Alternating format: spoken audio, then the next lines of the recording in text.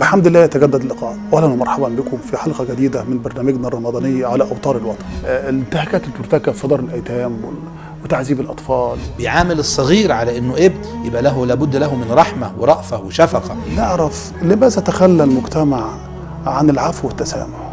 هو اسم من اسماء الله عز وجل، ان الله لعفو غفور. احنا بيوتنا النهارده بقت قلوب مشحونه، الاب يترصد ونمسك الصغائر لبعض، حتى في جيراننا، حتى في مجتمعنا، في شغلنا.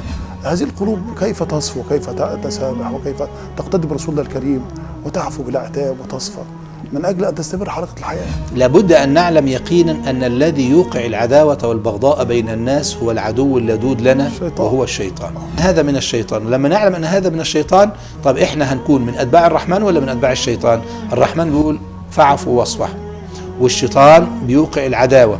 لو نظرنا الى الاوضاع، اضطرابات في كل مكان، والكل يركض من الصباح الى المساء لطلب العيش، وشعور عام بفقد الامان سواء من المجتمع او من داخل كل واحد فينا. والطمأنينة بيقابلها الخوف والقلق والفزع والهلع. برنامجنا الرمضاني على اوتار الوطن والاخلاق ديننا.